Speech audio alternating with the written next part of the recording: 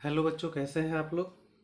पिछले वीडियो में हम लोगों ने 51 तक प्रश्न को देख लिया था। आज इस वीडियो के अंतर्गत हम लोग 52 से 100 तक जितने भी प्रश्न हैं उनको देखने वाले हैं। जो 52 नंबर प्रश्न है, इस टाइप के प्रश्नों को हम तभी सॉल्व कर पाएंगे जब हमें थीटा का मान याद हो। और थीटा का मान हम याद कैसे रख सकते हैं, तो इसके लिए हमने एक वीडियो बनाया है जिसका लिंक डिस्क्रिप्शन में डाल दिया जाएगा, आप उसको देख लीजिएगा। देखिए, यहाँ पे जो बटा है, सबसे पहले हम वो बटा का यहाँ पे चिन्ह दे देते हैं। देखिए, कॉस 60 डिग्री है। कॉस 60 का वैल्यू कितना होता है? 1/2। ठीक है। साइन 60 का वैल्यू होता है √3/2 गुने टेन 60 का वैल्यू होता है √3। अब देखो, जो कटने वाला होगा हम उसको कटा देंगे। इसके भी नीचे 2 और इसके भी नीचे 2, ये कट जाएगा।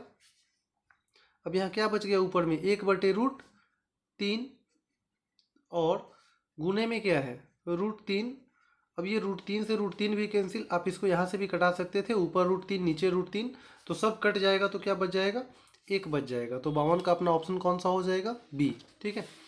53 नंबर प्रश्न है, यदि cosec phi minus cot phi बराबर y, तो कॉट फाई कितना होगा? देखो, ये बड़ा प्रश्न है। इसको जो है पेज पे बना के दिखाते हैं आपको। हमें दिया गया है प्रश्न से cosec phi minus cot phi बराबर में कितना? y। ठीक है। अब देखो, और हमें वैल्यू चाहिए किसका? कॉट फाई का। चूंकि आप एक फॉर्मूला जानते हैं,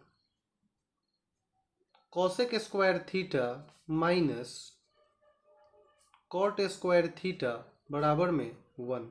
ठीक है, ये फॉर्मूला होता है cosec square theta minus cot square theta बराबर 1। तो अगर हम इसको a मान ले और इसको b मान ले, तो A square minus B square का फॉर्मूला होता है a प्लस बी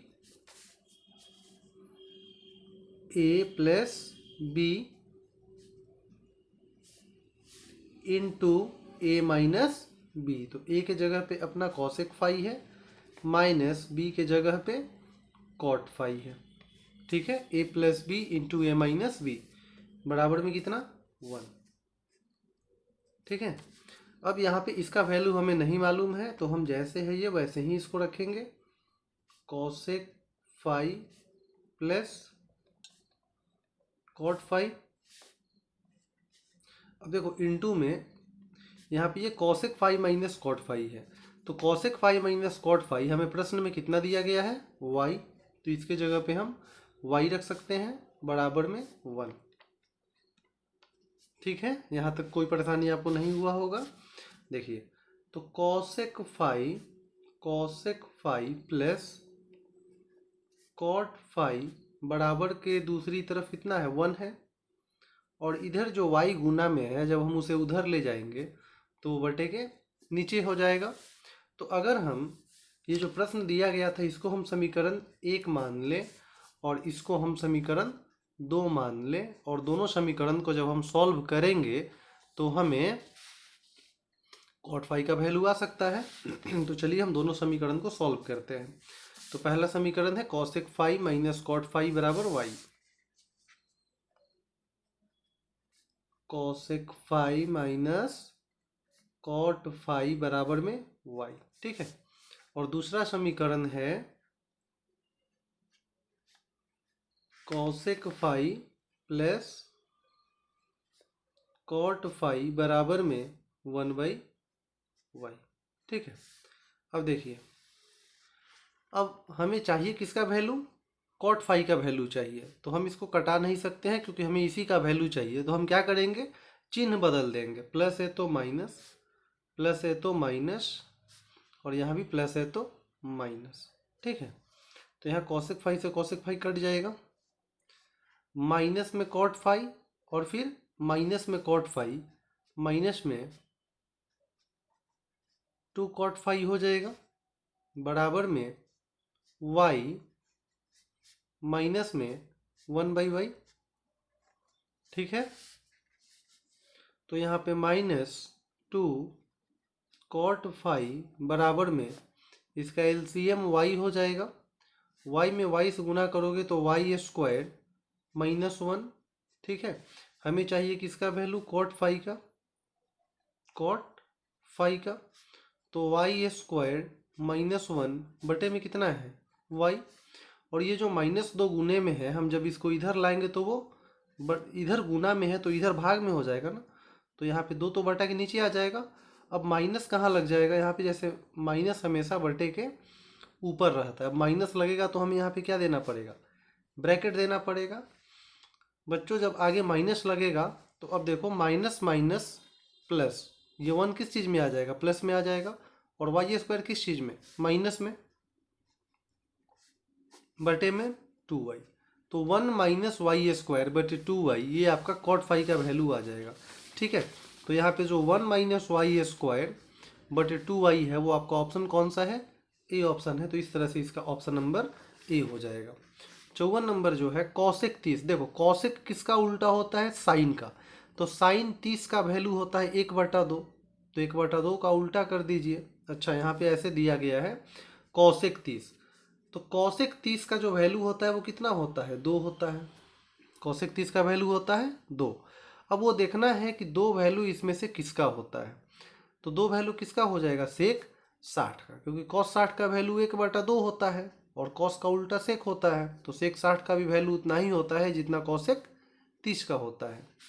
55 नंबर प्रश्न है 2 cos 3 थीटा बराबर 1। देखो इस टाइप के प्रश्नों को बनाने के लिए हमें थीटा का मान याद होना चाहिए, वो चाहे 54 हो या 55 हो।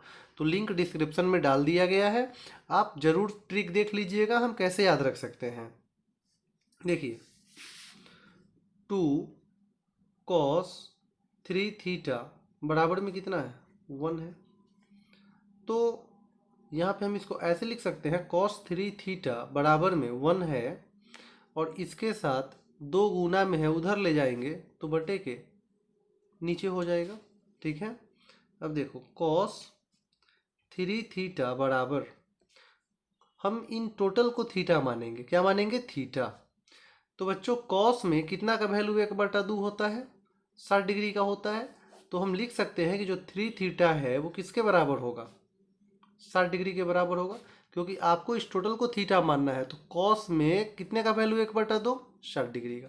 3 से कटा दो 60, कितने से कट जाएगा, 20 से। तो थीटा का वैल्यू अपना कितना हो जाएगा, 20 डिग्री हो जाएगा। ठीक है, तो यहाँ पे हो जाएगा 20 डिग्री। 56 नंबर में है यदि साइन बी बराबर a/b तो cos b क्या होगा। तो आप फॉर्मूला जानते हो, cos थीटा का फॉर्मूला होता है √1 माइनस साइन स्क्वायर थीटा। ठीक है, cos थीटा का फॉर्मूला क्या होता है, √1 माइनस साइन स्क्वायर थीटा।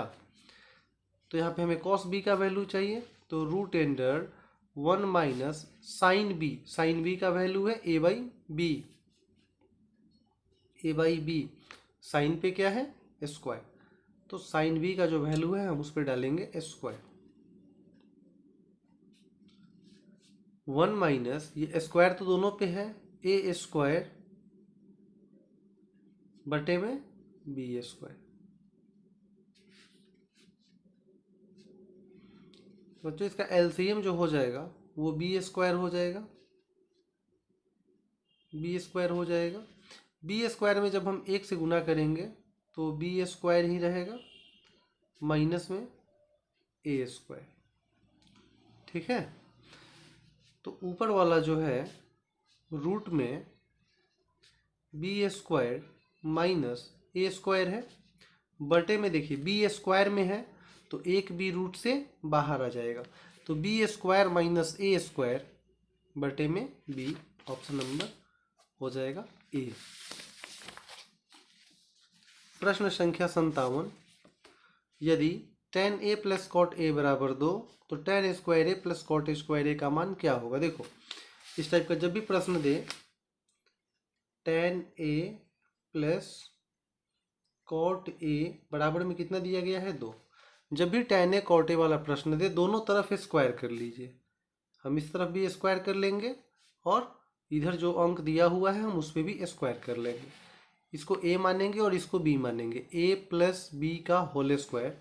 इसका फॉर्मूला हो जाएगा a स्क्वायर, तो a की जगह पे tan a है उस पर स्क्वायर कर लेंगे, प्लस बी स्क्वायर, बी की जगह पे क्या है कॉट ए, इसका स्क्वायर कर लेंगे, प्लस 2ab, 2 a के जगह पे tan a इंटू बी के जगह पे कॉट ए, 2ab बराबर में कितना है 2 का स्क्वायर 4। ठीक है, अब देखिए tan square a plus cot square a प्लस 2 है तो 2 गुने, आप जानते हो tan का अपोजिट कॉट होता है, tan का उल्टा कॉट, गुना करने पे कितना आएगा 1 आएगा, बराबर में कितना 4। तो हमें इसी का वैल्यू चाहिए ना, tan square a plus cot square a। देखो बराबर के उधर 4 है, 2 में 1 से गुना करेंगे तो 2 प्लस में उधर ले जाएंगे माइनस में, 4 में से 2 जाएगा कितना आ जाएगा 2। तो इस टाइप का एक सिंपल सा आप ट्रिक याद रखिए, tan a plus cot A बराबर में कितना है 2, ये जितना भी हो ना उसके स्क्वायर में से आप 2 घटा लीजिए। जैसे 2 है तो 2 का स्क्वायर कितना होगा 4, और 4 में से 2 घटाएंगे 2 हो जाएगा। अगर 3 रहता यहाँ पे तो 3 का स्क्वायर 9, उसमें से 2 घटा लेते 7 आंसर हो जाता। अगर यहाँ पे 5 रहता तो कितना ऑप्शन हो जाता 5 का स्क्वायर 25, 25 में से 2 घटा लेंगे 23। ठीक है, ऐसे होता है ये। किस चतुर्थांश में भुज और कोटि दोनों ऋणात्मक होते हैं, ये आपने अच्छे से पढ़ा है। अगर भुज और कोटि दोनों ही ऋणात्मक हो तो वो तृतीय चतुर्थांश में होगा। 59 इन दोनों बिंदुओं के बीच की दूरी। ठीक है, दूरी निकालना आप जानते हो, दूरी होता किस चीज़ में है रूट में, पहले वाले में से पहले वाले को घटाते हैं। पहले क्या है इसमें 8 में से घटाएंगे, इसमें पहले क्या है -6, तो माइनस और माइनस क्या हो जाएगा प्लस 6 का होल स्क्वायर, बीच में प्लस का चिन्ह। फिर बाद वाले में बाद वाले को घटाएंगे, क्या है बाद में इसमें 0 में घटाएंगे कितना 2 का होल स्क्वायर, तो रूट अंडर 8 में जोड़ेंगे 6 तो हो जाएगा 14 का होल स्क्वायर, प्लस यहाँ पे -2 हो जाएगा का होल स्क्वायर, तो 14 का स्क्वायर 196 प्लस 2 का स्क्वायर 4, 196 में 4 जोड़िएगा तो वो हो जाएगा कितना 200। तो 200 को हम कुछ ऐसे लिख सकते हैं 100 गुने 2, 100 में 2 से गुना करेंगे तो 200, 100 का वर्गमूल 10 और 2 का वर्गमूल होगा नहीं, वो रूट में रह जाएगा, तो 10√2 ऑप्शन नंबर बी हो जाएगा। एक्स अक्ष और वाई अक्ष के प्रतिच्छेदन बिंदु को क्या कहा जाता है, तो एक्स अक्ष और वाई अक्ष का जो कटान बिंदु होता है उसको हम बिंदु बोलते हैं। ठीक है, या उसी को मूल बिंदु बोला जाता है। 61 नंबर प्रश्न में 2 बिंदु दिए गए हैं, उनको मिलाने वाली रेखाखंड के मध्य बिंदु के नियामक आपसे पूछे जा रहे हैं। ठीक है, तो मध्य बिंदु कैसे निकालते हैं तो उसका देखते हैं। देखो पहला बिंदु है 4 - 5 और दूसरा बिंदु है 8 और 7। मध्य बिंदु निकालने के लिए हम पहले वाले में पहले वाले को जोड़ते हैं, तो 4 में हम जोड़ेंगे 8 और 2 से भाग देते हैं। फिर बाद में है -5 में जोड़ेंगे, इसमें बाद में कितना है 7 और 2 से भाग देंगे, तो 4 में जोड़ोगे 8 तो 12 और 12 में 2 से भाग देंगे कितना आ जाएगा 6, 7 में से घटाएंगे 5, 2 और 2 में 2 से भाग देंगे 1, तो 6 और 1 आपका ऑप्शन हो जाएगा। ठीक है, मूल बिंदु से आप दूरी पूछा जा रहा है, जब भी मूल बिंदु से दूरी पूछा जाए जो पॉइंट हो उसे स्क्वायर करके हम जोड़ देते हैं, तो एक्स का स्क्वायर प्लस वाई स्क्वायर, ये ऑप्शन हमें खोज लेना है, ऑप्शन नंबर बी। 63 यदि बिंदुएं संरेख हो तो अल्फा का मान क्या होगा। देखो 3 बिंदु जब भी संरेख हो तो आपको कई बार बताया गया है, ये हम बनाते हैं त्रिभुज के क्षेत्रफल पे 1 2, दूसरा शीर्ष कितना है -5 और 6 और तीसरा शीर्ष है अल्फा और -2। तो त्रिभुज के क्षेत्रफल पे बना करके आप इसे खुद कमेंट करेंगे कि इसका ऑप्शन कौन सा होना चाहिए। ठीक है, अल्फा का मान आप खुद निकालेंगे। प्रश्न संख्या 64, रेखा y = 7 का आलेख निम्न में से किस बिंदु से होकर गुजरेगी। देखिए y का वैल्यू कितना दिया गया है 7, तो हम ऑप्शन में देखेंगे y की जगह पे 7 किस में है, इसमें 3 है, इसमें -6 है, इसमें 1 है और इसमें y की जगह पे क्या है 7, तो हमारा ऑप्शन सी हो जाएगा। 65 y अक्ष से बिंदु 4 6 की दूरी क्या है। देखो बात समझो, जब y अक्ष से दूरी पूछा जाए तो x वाला वैल्यू कर दीजिएगा। तो y अक्ष से दूरी पूछ रहा है, तो जब y से हम दूर जाएंगे तो हम x के करीब पहुंचेंगे और x का वैल्यू कितना है 4।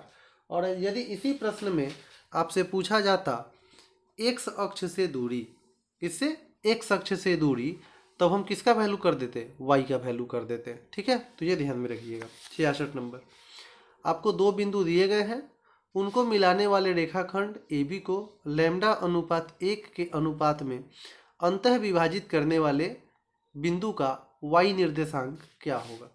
अब फॉर्मूला पढ़े हो y निर्देशांक का, m1y2 प्लस m2y1 बटे में m1 प्लस m2। ठीक है, जहाँ m1 और m2 क्या है, अनुपात होते हैं। m1 और m2 क्या होते हैं, अनुपात होते हैं। तो चलिए हम इस प्रश्न को देखते हैं।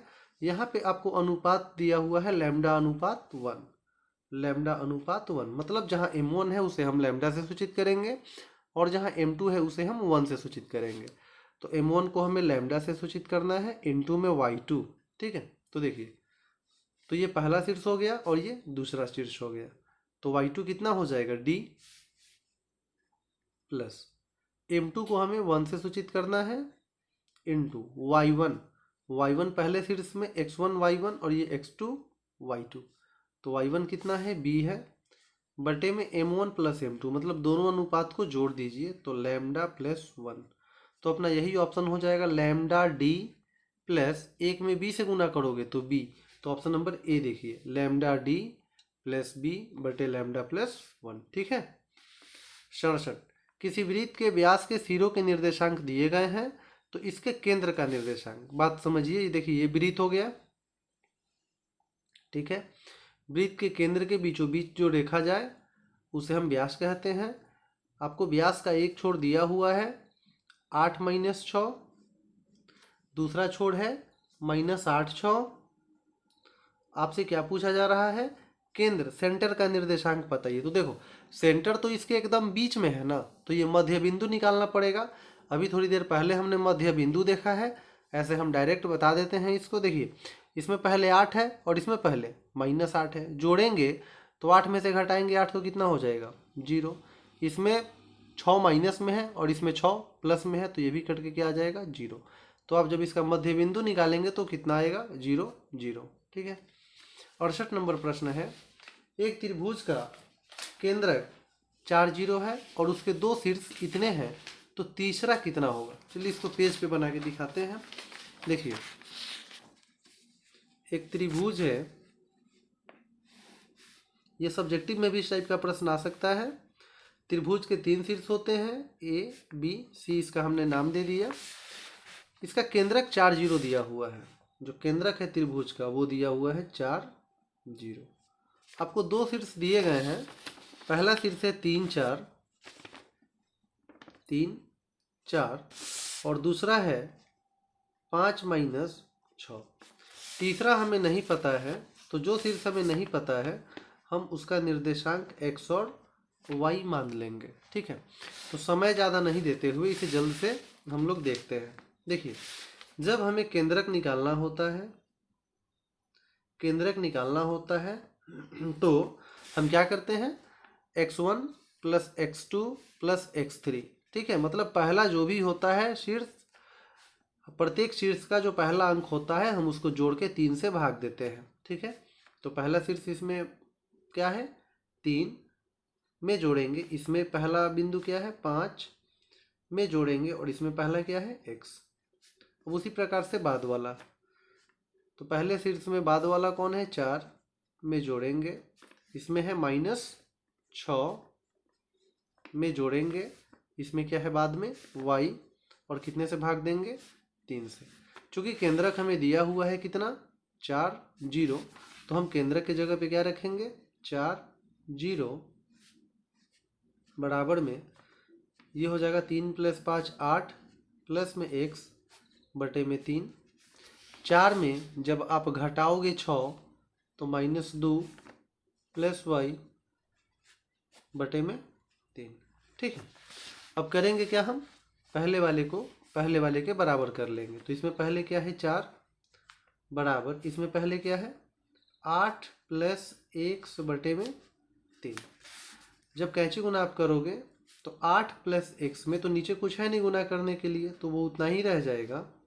और 4 में 3 से गुना करोगे तो 12, तो x बराबर 12 है। 8 प्लस में उधर ले जाइएगा तो माइनस में, तो x बराबर कितना 4। इसमें बाद में क्या है 0, इसमें बाद में क्या है -2 प्लस y/3। क्रॉस गुना जब किया जाए तो -2 प्लस y में नीचे कुछ है नहीं गुना करने के लिए, वो उतना ही रह जाएगा बराबर। और जब आप 0 में 3 से गुना करेंगे तो वो 0 हो जाएगा। 2 माइनस में है, हम उस तरफ ले जाएंगे तो प्लस में हो जाएगा। हमें चाहिए था तीसरा तीर, जिसको हमने xy माना था। क्या माना था xy, तो x का वैल्यू कितना आ गया 4 और y का वैल्यू कितना आ गया 2। तो हमारा तीसरा तीर 4 और 2 हो जाएगा, जो ऑप्शन नंबर बी में है। ठीक है। प्रश्न संख्या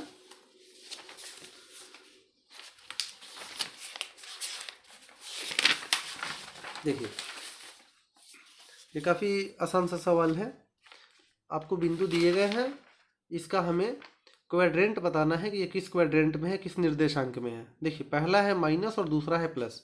अगर आप ये भूल जाते हैं या आपके दिमाग से उतर जाता है ये बात एग्जाम में, तो आप सिंपल सा ग्राफ का एक पैटर्न बना लेंगे, x डैश y डैश। ठीक है। अब देखो, पहला माइनस है तो माइनस में तो वो इधर आएगा, और y किस चीज़ में है प्लस में, तो वो ऊपर जाएगा, मतलब वो इस घर की बात कर रहा है।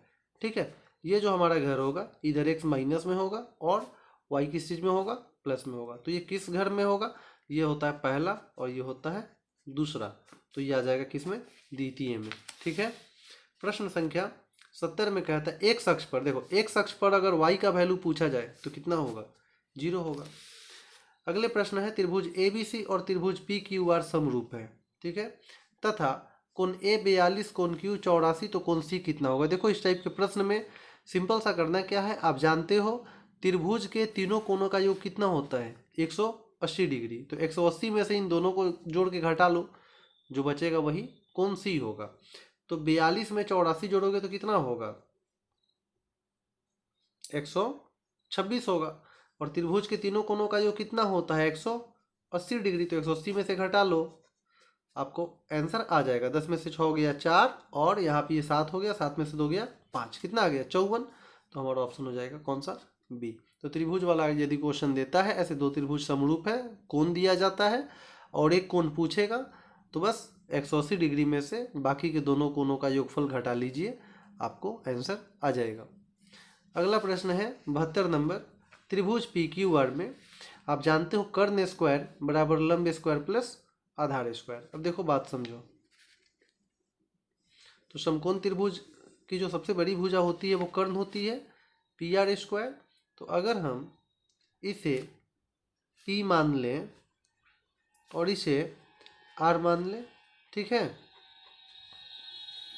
और यहाँ पे क्या नाम रख दिया जाए, इसे Q नाम रख दिया जाए, तो त्रिभुज PQR हो गया। तो देखिए, कर्ण स्क्वायर बराबर लंब स्क्वायर PQ स्क्वायर प्लस आधार स्क्वायर QR स्क्वायर। तो यहाँ पे कितने डिग्री कोण बनता है, तो ये आप डायरेक्ट भी बता सकते हैं कि समकोण त्रिभुज जब ये फॉर्मूला लागू हो तो कोण कितने डिग्री का बनता है 90 डिग्री का बनता है। ठीक है। प्रश्न संख्या 73, त्रिभुज ABC एक समबाहु त्रिभुज है। देखिए, समबाहु त्रिभुज एक बना लिया जाए, ऐसा हम लोग मान के चलेंगे कि ये जो त्रिभुज है इसकी तीनों भुजाएं बराबर है, अर्थात ये एक समबाहु त्रिभुज है। जैसे AD लंब BC, जैसे नहीं जिसमें AD लंब BC, यहाँ पे हम एक A से एक लंब डालेंगे D। ठीक है, ये लंब है। तो AD स्क्वायर, ये जो AD स्क्वायर होगा तो ये एक उपप्रमेय है, आप इसे याद रखिएगा एक क्वेश्चन टाइप से। AD स्क्वायर का जो वैल्यू होता है ना, वो DC स्क्वायर का 3/2 होता है। ठीक है, ऑप्शन नंबर बी। 74 नंबर प्रश्न है त्रिभुज ABC में। तो सबसे पहले हम एक त्रिभुज ABC बनाएंगे, जल्दी से पेज पे देखते हैं। हम क्या करेंगे, एक त्रिभुज ABC बना लेंगे, ABC। जिसमें DE समांतर BC, ये थेल्स पर में है, तो BC के समांतर हम एक रेखा खींचेंगे और इसका नाम हम रखेंगे DE। ठीक है, अब देखो फिर क्या बोला गया है, यदि AD बटा DB बराबर 4/5। ठीक है, AD बटा DB कितना है, 4/5, मतलब AD 4 हो जाएगा, DB कितना हो जाएगा, 5 हो जाएगा। आपको AC दिया हुआ है कितना, 18। देखो A से ये जो C है ना, ये टोटल का वैल्यू आपको दिया हुआ है कितना, 18। तो आपसे क्या पूछा जा रहा है, आपसे पूछा जा रहा है AE। देखो हमें AE का वैल्यू निकालना है, ठीक है, पता नहीं है, तो हम इसे क्या मान लेंगे, x मान लेंगे। ठीक है, तो जब AE x हम मान लेंगे तो EC कितना हो जाएगा, तो देखो EC यदि पता करना है तो टोटल की लंबाई कितनी है, 18 है। टोटल में से हम घटा लेंगे यदि यहाँ से यहाँ तक की लंबाई, तो जो बचेगा वही ना नीचे वाला लंबाई होगा, तो 18 माइनस एक्स। अब थेल्स पर में से तुम फॉर्मूला जानते हो, AD बटे DB बराबर में AE बटे EC। तो AD बटे DB आपको प्रश्न से 4/5 दिया गया है।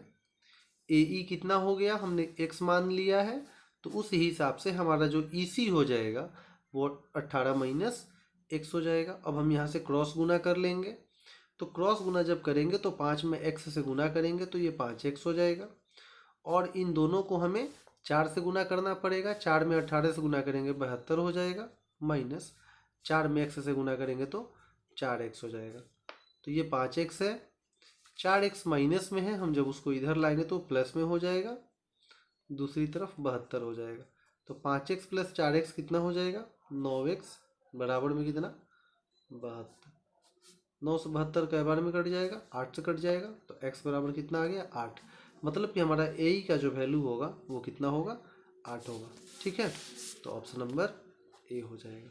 ठीक, अगला प्रश्न है 75 नंबर, समद्विबाहु समकोण त्रिभुज में प्रत्येक न्यून कोण की माप कितनी होगी। देखो समद्विबाहु भी है और समकोण भी है, तो समकोण है तो यहाँ पे एक कोण कितनी डिग्री का हो गया, 90 डिग्री का, और समद्विबाहु है तो ये दोनों भुजा बराबर होंगे।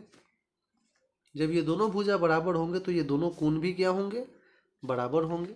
तो त्रिभुज के तीनों कोणों का योग होता है 180 डिग्री, जिसमें 90 डिग्री ये अकेले हैं, मतलब कि ये दोनों मिल के 90 डिग्री होंगे, तब 90 90 180, और ये दोनों बराबर भी हैं, तो फिर कितने कितने हो जाएंगे, 45 45 हो जाएंगे। ठीक है, 45 45 90 और 90 कुल मिलाकर के 180। अगला प्रश्न है, दो समरूप त्रिभुजों की संगत ऊंचाई 7 सेंटीमीटर और 10 सेंटीमीटर है, तो उनके क्षेत्रफल का अनुपात क्या होगा। तो क्षेत्रफल का अनुपात के लिए स्क्वायर कर दीजिए, 7 का स्क्वायर 49 और 10 का स्क्वायर 100। ऑप्शन नंबर कौन सा हो जाएगा, ए।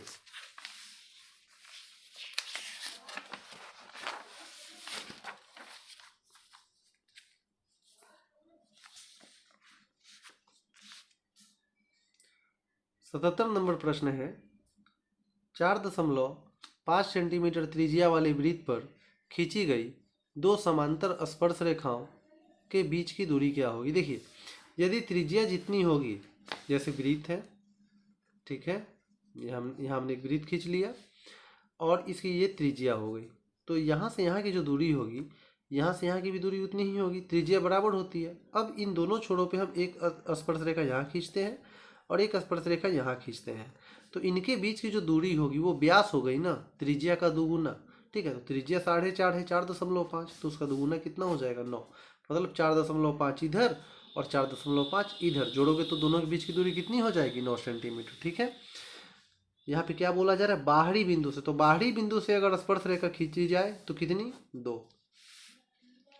अगले प्रश्न में, यदि O केंद्र वाले वृत्त पर PA तथा PB दो स्पर्श रेखाएं इस प्रकार हैं कि कोण APB बराबर 50 डिग्री, तो कोण AOB कितना होगा। चलिए इसको फिगर से देखते हैं। हम सबसे पहले क्या करेंगे, एक वृत्त बनाएंगे, वृत्त के सेंटर को हम O से सूचित करेंगे प्रश्न के हिसाब से, O केंद्र वाले वृत्त। इसके बाहर में हम एक बिंदु रखेंगे जिसका नाम होगा P, और P से हम बाहर बिंदु से दो स्पर्श रेखा खींचेंगे, PA और PB। ठीक है, कोण APB बराबर 50 डिग्री, APB बी, ये जो कोण होगा अपना क्या डिग्री है, 50 डिग्री।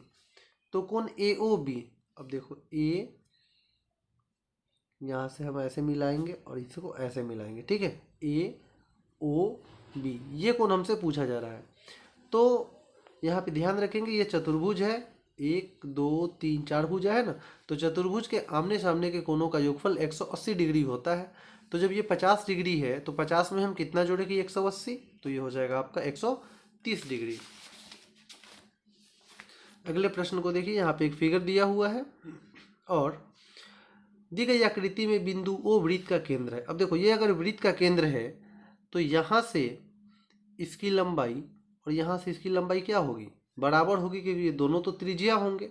अब जब ये दोनों की लंबाई बराबर है तो ये दोनों कोण भी क्या होंगे, बराबर होंगे, ठीक है। ये 30 डिग्री है तो त्रिभुज के तीनों कोणों का योग 180 डिग्री होता है। तो ये दोनों कितने कितने होंगे, तो ये दोनों हो जाएंगे कितने, 75, 75 और 75 150, और 150 में 30 जोड़ोगे तो 180, ठीक है। अगला प्रश्न है 8 सेंटीमीटर त्रिज्या वाले वृत्त के केंद्र से 17 सेंटीमीटर दूर स्थित एक बिंदु से वृत्त पर खींची गई स्पर्श रेखा की लंबाई क्या होगी। देखो वृत्त वाला जब भी क्वेश्चन दे वो स्पर्श रेखा की लंबाई पूछे या आपसे वृत्त की त्रिज्या पूछे, आपको कितनी ही बार बता दिया गया है क्लासरूम में, जब भी स्पर्श रेखा की लंबाई पूछे या वृत्त की त्रिज्या पूछे, रूट अंडर बड़े वाले अंक के स्क्वायर में से हम घटा देंगे छोटे वाले का स्क्वायर, क्योंकि ऑब्जेक्टिव वीडियो है तो ज़्यादा समय नहीं लेना है, ठीक है। 17 बड़ा वाला अंक वही है का स्क्वायर माइनस छोटा वाला अंक है 8 उसका स्क्वायर, ठीक है। तो जब आप इसका स्क्वायर करके घटाओगे तो ये आएगा कितना, 15 सेंटीमीटर। एक घन के विकर्ण की लंबाई इतना है तो इसका संपूर्ण पृष्ठ का क्षेत्रफल कितना होगा। देखिए विकर्ण की लंबाई कितनी दी हुई है, 5√3 सेंटीमीटर। तो आप जानते हो घन के विकर्ण की लंबाई का क्या फॉर्मूला होता है, √3l, मतलब √3 गुने भुजा बराबर में कितना है, 5√3 सेंटीमीटर। मतलब घन के विकर्ण की लंबाई 5√3 है ना, तो घन के विकर्ण का फॉर्मूला होता है √3 गुना भुजा बराबर में विकर्ण जो है वो इतना दिया हुआ है, तो यहाँ √3 से √3 कैंसिल हो जाएगा, तो घन का भुजा कितना आ गया, 5 सेंटीमीटर, ठीक है। संपूर्ण पृष्ठ क्षेत्रफल, घन के संपूर्ण पृष्ठ का क्षेत्रफल होता है 6l स्क्वायर, मतलब 6 गुने भुजा स्क्वायर। तो 6 गुने घन की एक भुजा कितनी है, 5 है, और उस पर स्क्वायर कर देना है, तो 5 का स्क्वायर 25, 25 में 6 से गुना करोगे तो 150 आ जाएगा।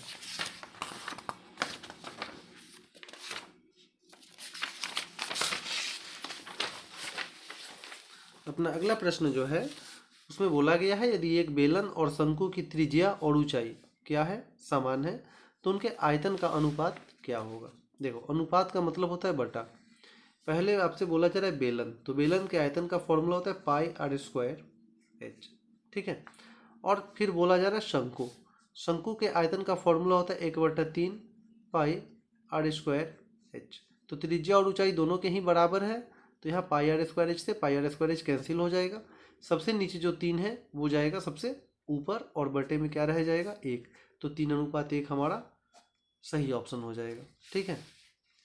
84 नंबर प्रश्न है सुराही का संयोजन क्या है। तो सुराही में हम देखते हैं कि वो नीचे से अर्धगोले टाइप का होता है, ठीक है, और वो ऊपर से जा करके बेलन जैसा हो जाता है, ठीक है। तो सुराही जो होता है वो अर्धगोला और बेलन का संयोजन होता है, ऑप्शन नंबर डी, ठीक है। 85 एक घड़ी के मिनट वाली सुई द्वारा 45 मिनट में बनाया गया कोण कितना है। तो आपको अच्छे से याद करवाया गया है, घड़ी की सुई 1 मिनट में 6 डिग्री का कोण बनाती है, ठीक है। 1 मिनट में कितने डिग्री, 6 डिग्री। तो आपसे जितने मिनट का पूछा जाए आप उसमें गुना कर लीजिए, तो 45 में जब आप 6 से गुना करेंगे तो वो आ जाएगा 270 डिग्री, ऑप्शन नंबर बी। तो याद रखना घड़ी की सुई 1 मिनट में 6 डिग्री का कोण बनाती है। प्रश्न संख्या 86 10 सेंटीमीटर त्रिज्या वाले अर्धवृत्त की कुल परिमिति क्या होगी। तो अर्धवृत्त की परिमिति का फॉर्मूला होता है r × π+2, ठीक है। तो त्रिज्या कितनी है, 10 है, तो 10 × π+2, ऑप्शन नंबर ए। प्रश्न संख्या 87 6 सेंटीमीटर व्यास, देखो व्यास 6 सेंटीमीटर है तो त्रिज्या कितना हो जाएगा, 3 सेंटीमीटर हो जाएगा, क्योंकि त्रिज्या आधा होता है। आपसे पूछा जा रहा है गोले द्वारा विस्थापित हवा का आयतन, मतलब गोला का आयतन आपसे पूछा जा रहा है। और गोला का आयतन का फॉर्मूला क्या होता है? 4/3 पाई आर क्यूब। देखिए क्षेत्रमिति बनाने के लिए आपको किसका फॉर्मूला क्या होता है ये ध्यान में रखना पड़ेगा। तो ये गोले का आयतन का फॉर्मूला हो गया। हम ऑप्शन पे ध्यान देंगे तो हमारा जो ऑप्शन है वो पाई में है, ठीक है। तो हम पाई की जगह पे पाई ही रहने देंगे। तो 4/3 पाई इंटू त्रिज्या को हम 3 बार लिखेंगे। त्रिज्या कितना है? 3 है। तो 3 गुने 3 गुने 3, तो एक 3 से हमारा एक 3 कैंसिल हो जाएगा। 3 में हम 3 से गुना करेंगे तो 9 हो जाएगा, और 9 में 4 से गुना करेंगे 36 पाई। तो 36 पाई हमारा ऑप्शन नंबर कौन सा है? सी है। प्रश्न संख्या 88, त्रिज्या पी है और कोण थीटा से हम सूचित करते ही हैं त्रिज्य खंड का क्षेत्रफल। तो त्रिज्य खंड का क्षेत्रफल होता है पाई आर स्क्वायर थीटा बटे में 360, ऑप्शन नंबर ए।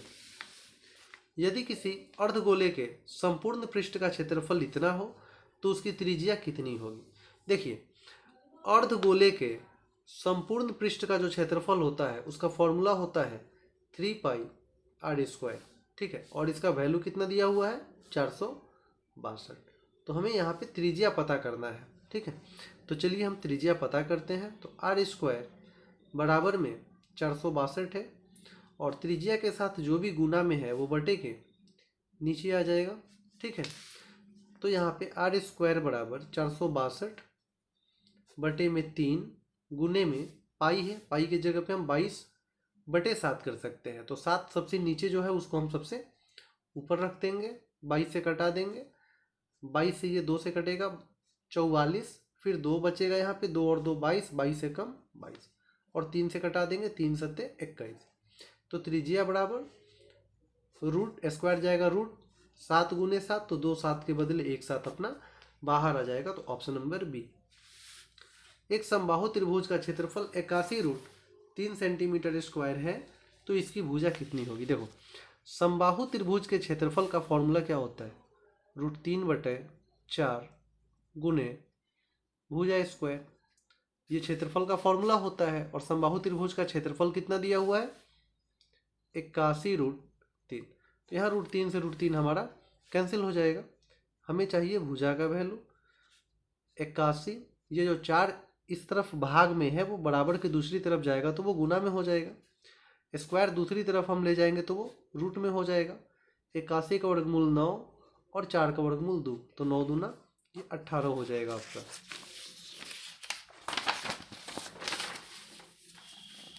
91 नंबर प्रश्न है, 3 पासे की उछाल में संभव परिणामों की संख्या। आप जानते हैं पासा में कितने अंक होते हैं? 6 अंक होते हैं। तो हम उसे जितनी बार उछालेंगे ना, 3 पासों की उछाल, मतलब एक पासा में 6 अंक होते हैं, हम कितने पासों को उछाल रहे हैं? 3 पासों को, तो हम इसे 3 टाइम्स गुना कर देंगे, ठीक है। तो कितना आ जाएगा? 216, ऑप्शन नंबर ए। यदि कोई घटना घटित नहीं हो सकती है तो हम उसे असंभव घटना कहते हैं और उसकी प्रायिकता 0 होती है। एक पासा एक बार फेंका जाता है। देखो यदि पासा एक बार फेंका जाए तो सम संख्या, विषम संख्या, अभाज्य संख्या, इन सब की प्रायिकता कितनी होती है? 1/2। अच्छी प्रकार से फेंटी गई एक ताश की गड्डी में से एक पत्ता या दृश्य निकाला जाता है तो इसके काला रंग का रानी होने की प्रायिकता, देखो याद रखना, ताश के पत्ते में कुल मिलाकर 52 पत्ते होते हैं, ठीक है। बादशाह, बेगम अर्थात रानी, गुलाम और इक्का सभी प्रकार के 4-4 पत्ते होते हैं। लेकिन यदि कलर के साथ पूछा काला या लाल तो हम पत्तों की संख्या कितनी रखेंगे? 2 रखेंगे। तो 2 से कटाओगे जब तो ये 1/26 आ जाएगा, ठीक है। प्रश्न संख्या 95, 2 सिक्कों की उछाल में एक भी शीर्ष नहीं आने की प्रायिकता। अब देखो जब हम 2 सिक्कों को उछालेंगे तो हम यहाँ पे संभावनाएं देख लेते हैं। या तो हो सकता है दोनों पे हेड आ जाए, या हो सकता है दोनों पे टेल आ जाए, या हो सकता है एक पर हेड और दूसरे पे टेल आ जाए, या पहले पे टेल और दूसरे पे हेड आ जाए, ठीक है। तो जब हम 2 सिक्कों को उछालेंगे तो कुल मिला के हमारे पास कितनी संभावनाएं बनेगी? 4, ठीक है। एक भी शीर्ष नहीं आने की प्रायिकता, शीर्ष अर्थात हेड, हमें किसी पे भी हेड नहीं दिखना चाहिए। तो इस पे हेड है, ये वाला होगा नहीं। इसमें भी एक पे हेड है, ये भी नहीं होगा, इसमें भी एक सिक्के पे हेड है, ये भी नहीं होगा। तो ऐसा 4 संभावना में हमारा एक ही संभावना है जिसमें एक भी हेड नहीं है, ठीक है, दोनों पे ही टेल है। तो ऐसा संभावना कितना है? मात्र एक। तो 1/4, ऑप्शन नंबर डी। प्रश्न संख्या 96, इसका बहुलक पूछा जा रहा है। बहुलक वही होगा जो सबसे ज़्यादा रिपीट करेगा। तो आप लोग इसे देख लेंगे सबसे ज़्यादा कौन सा अंक रिपीट कर रहा है, और वही ऑप्शन होगा जो आप कमेंट करेंगे, ठीक है। तो सही ऑप्शन इसका कमेंट करेंगे आप 96 का। 97, आपको 5 आंकड़े दिए गए हैं, उनका माध्य 14 है, तो x का मान। तो माध्य कैसे निकालते हैं हम? सभी को हम जोड़ेंगे। तो सबसे पहले क्या है? x, उसमें हम जोड़ेंगे x+1, फिर उसमें हम जोड़ेंगे x+2, फिर उसमें हम जोड़ेंगे x+3, और फिर उसमें हम जोड़ेंगे x+4। तो 5 अंक है, तो हम कितने से भाग देंगे? 5 से। माध्य कितना दिया जा रहा है आपको? माध्य दिया जा रहा है 14। तो x देखिए कितना है? 1, 2, 3, 4, ठीक है, और 5 अंक है, सभी में x है, तो वो 5x हो जाएगा। प्लस फिर संख्या देखेंगे कितना है? 1 और 2 3, 3 6, 4 10, बटे में 5, बराबर में कितना है? 14। अब यहाँ से हमें कैलकुलेशन कर लेना है इसका। तो ये 5x + 10 हो जाएगा, बराबर 5 में 14 से गुना करेंगे कितना हो जाएगा? 70। तो 5x बराबर के दूसरी तरफ 10 प्लस में है, उस तरफ ले जाइएगा माइनस में। 70 में से 10 जाएगा, हो जाएगा 60, और 5 से 60 कटाइएगा तो 12 से कट जाएगा, ठीक है। निम्नलिखित में से कौन केंद्रीय प्रवृत्ति की माप नहीं है? देखो, केंद्रीय प्रवृत्ति के माप होते हैं माध्य, माध्यक, बहुलक। कौन नहीं होता है? परिसर। प्रश्न संख्या 99, प्रथम 8 अभाज्य संख्याओं का माध्यिका। तो चलिए देखते हैं। सबसे पहली अभाज्य संख्या होगी 2, उसके बाद 3, 5, 7, 11, 13, 17, 19, 8 हो गए। 3, 3 6 और 2 8। हम करेंगे क्या? 3 इधर से, 3 इधर से और 3 उधर से, दोनों तरफ से 3 3 बांट लिए। बीच में कितने अंक बच गए? 2 अंक बच गए, दोनों को जोड़ के आधा कर लो। 11 में 7 जोड़ेंगे 18, और 18 का आधा करेंगे कितना? 9, ठीक है। निम्नलिखित वितरण के लिए बहुलक वर्ग का उच्च सीमा। देखो, बहुलक वर्ग वही होता है जिसकी बारंबारता सबसे ज़्यादा होती है। तो सबसे ज़्यादा 20 है, तो हमारा बहुलक वर्ग यही होगा। तो ये निम्न सीमा हो गई 20 और उच्च सीमा 30, ठीक है। तो ऑप्शन नंबर बी। तो ऑब्जेक्टिव में हमें इतना ज़्यादा समय नहीं देना है। जैसा कि क्लासरूम में आप देखते हो, 5 से 7 मिनट के अंदर में हम लोगों को 50 का 50 ऑब्जेक्टिव बना लेना है, ठीक है। तो अगर आपका बेसिक अच्छा रहेगा तो ऑब्जेक्टिव में समय बहुत ही ज़्यादा नहीं लगेगा, बहुत कम समय लगेगा, ठीक है। जब लाइव क्लास में हम आएंगे जनवरी से, तो उसमें आपको बहुत ही कम समय में ऑब्जेक्टिव जो है क्लियर करा दिया जाएगा। बस आपको फॉर्मूला ध्यान में रखना है, और जो ट्रिक्स बताई जाती हैं उन ट्रिक्स को ध्यान में रखना है, ठीक है। आज के लिए इतना ही। अगली वीडियो जो है आपका ऑब्जेक्टिव होना चाहिए या सब्जेक्टिव, आप कमेंट कर देंगे, हम उस हिसाब से वीडियो आपके लिए बना देंगे। तब तक के लिए शुभ रात्रि, जय हिंद।